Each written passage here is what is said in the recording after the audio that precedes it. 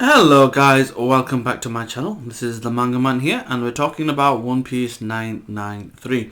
This is a late video based on when the translations released yesterday. It was already late, but I had a bit of a crazy evening due to personal reasons. So this is a late video, unfortunately. That being said, I am pretty much going to be releasing videos back to back of One Piece and Black Clover. And hopefully I can fit in My Hero Academia. I've been saying that for weeks, but I've not got around to it. That being said, I got some interesting news recently that Tower of God will be returning in the next couple of weeks. So I will include that in my rotations on Mondays. So please look out for that. And let's get into this review. So, chapter 993. The bodies are really going to hit the floor soon, aren't they? But before we get into that, let's talk about the cover panel, the cover page. Just when you thought it was all over, just when you thought we could move on. No, they're going to bring us back for one more. And it's basically Gotti getting married to Lola and Pound is in the background. Let's hope this is the end of it. Now we're going to probably go through a, honeymoon and aftermath period, and it's like, yeah, we just need to get past this. It's gone on for way too long. As nice as it is, I'd love to see something different. So yeah, that's enough said. Let's move on. So, what happens in this chapter? Now, I remember thinking back a few chapters ago, there was a scene that they were talking, where Kaido was basically saying Onigashima is going to get moved to the flower capital. Essentially, he dealt with Orochi, who seems to be dead, but might not be because of the dude from the Honorable Banshu with a big forehead and the long ears walking off, and Hote following him. So it's interesting because it might be like a clone or a double or something like that. But if he is dead, then basically the plan is to if everything goes well, go to Onigashima and that's move Onigashima to the flower capital. And we could see the flower capital people were partying. It's a fire festival, la la la la la. And I thought to myself, these people are ignorant. They've been living under Orochi's rule, and they should know better. A lot of them are adults and blah blah blah, etc etc etc blah blah blah blah. But we get some clarification here, and I like that they've done that, because like Dressrosa, they've been under a rule for a long time, and it kind of felt like, really, you've forgotten everything? Yeah, you've been brainwashed and propaganda, and I get that for the kids, but the adults shouldn't be. The adults should, quietly keep it inside. And this is what we get told. We get told that, yeah, that's actually what they're doing. But they've been holding on. Their real hope is one day that the legends would be true, and that the Kozuki clan would come back and defeat Kaido, defeat Orochi, and everything would be okay. And even the guy says, could you imagine if they're actually doing that right now? And they go, oh yeah, that'd be awesome. And that's their day of hope. That's what keeps them going. That's what keeps them living, that one day the samurais will return and defeat Kaido. And I like that the fact that they've explained that, even though it takes up a good chunk of the chapter, just to to say that, look, they're not all thick, they're not all crazy. There is some realism to this, and yes, they are holding on with that hope in mind that legend will come true. So yeah, that's good. Then we're moving on to Onigashima. Meanwhile, and we find out what's going on. Craziness. And Queen literally lives up to her name, the Plague, and the new bullets that she shot out, or he shot out, of the Gatling gun creates ice demon. It's an ice demon plague. And it creates ice demon and zombies which are infectious. He tells his subordinates to lock the tower gates, seal off this floor. Basically everyone's screwed is what he's saying. Yeah, based on the translation. What this ultimately means to me, because he's bragged in this chapter saying that this is his greatest creation, this is going to lead to his defeat as well. This is going to be the thing, because now that you seal the door, yes, he can't get out, but neither can anyone else. And if he gets defeated, he's not going to be able to tell anybody that people are coming, because he's going to be sealed down there. That being said, Zoro and Deus Drake, X Drake fighting against him makes sense. it's interesting, to say the least, to see what they're capable of doing with him. Being that Tony Chopper's around and Law's around somewhere, they should be able, between them, concoct something that can help. But they've set that up nicely. I like that. Then we move on to see a cat who's located Momo and Shinobu, and they're in this location, and it gets transmitted back to Bao Huang, the cat lady, or whoever lady she is, with the covering, with the eye, the 3 eye crew, and then he gets reported back to King.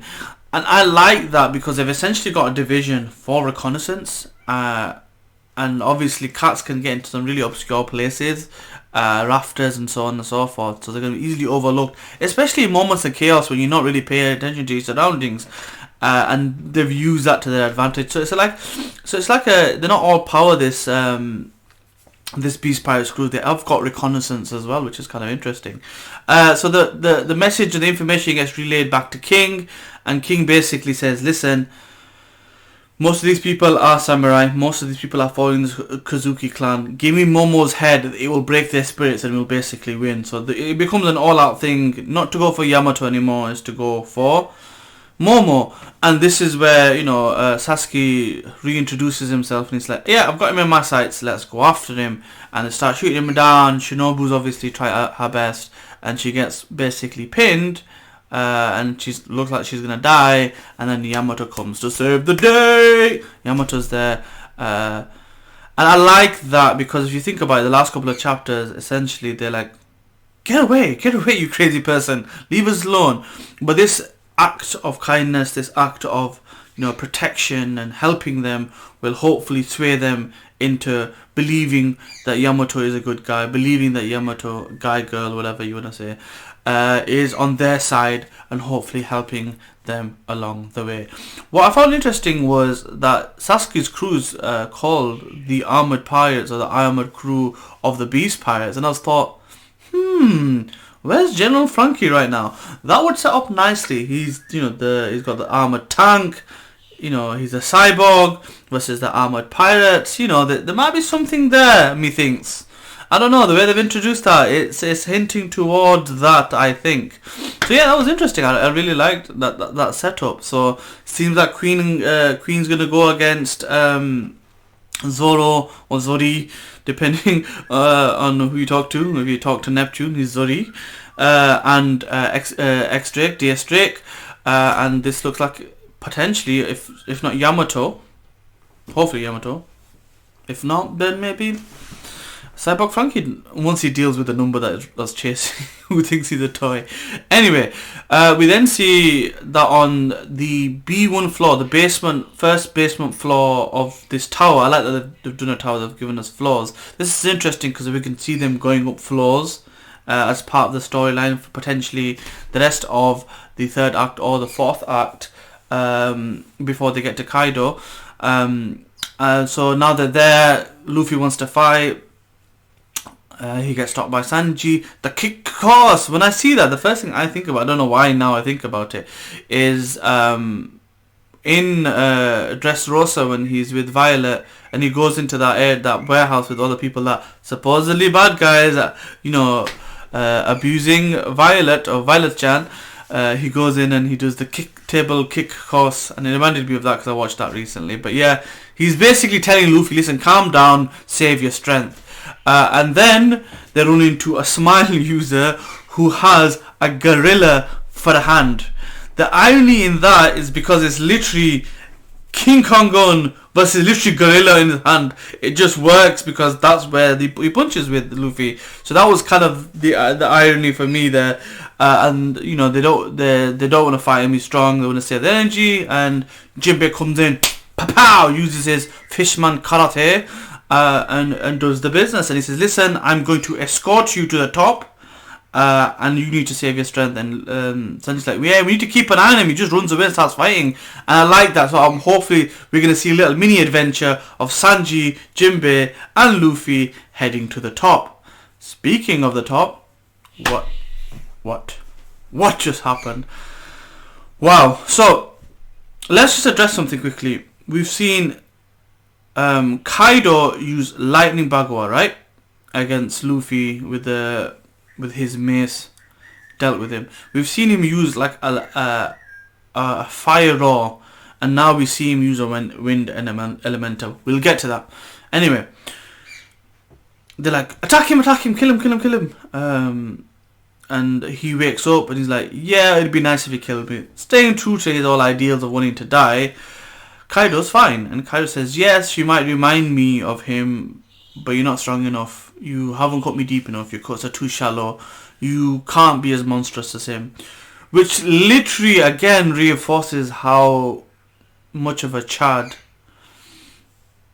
Odin was. And it is sad that he died. I was sad when he died. Even though I knew he was going to die because of everything else. It was one of those things.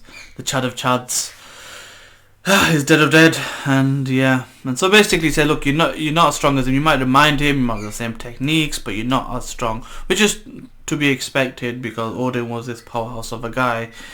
And Whitebeard and Roger were stronger than he was. So how strong were they?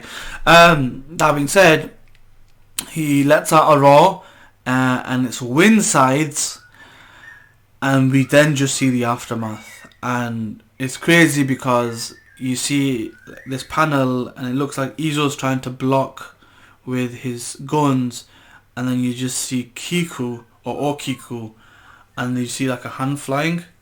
And it's not just a hand, it's not this, the whole arm, the shoulder as well seems to have come off, and the sword has been cut, which tells us two things. One, that's going to be hella hard to defend because it's a scythe and hella sharp.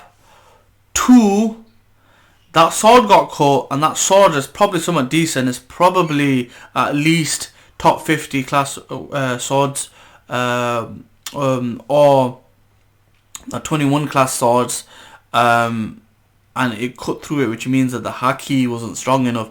His or her haki wasn't strong enough because she identifies as a woman at heart. Okay, and then you see Izo's reaction, you see her reaction or his reaction, and you see Kinemon's reaction, and it's like, wow, literally the bodies are about to hit the floors. We're gonna start seeing casualties very soon.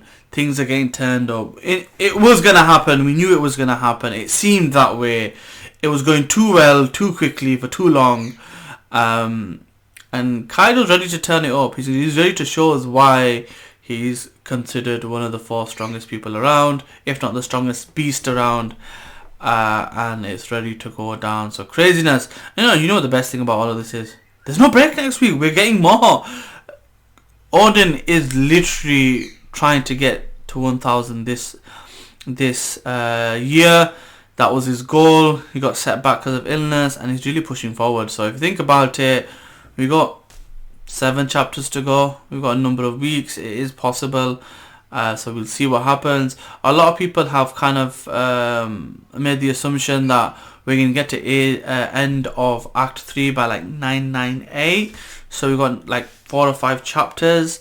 And then we'll get like 2 or 3 aftermath chapters with 1000 and 1001 being some crazy chapters of revelations. I'm looking forward to it. Again, apologies for this being late, and I'll see you in the next one.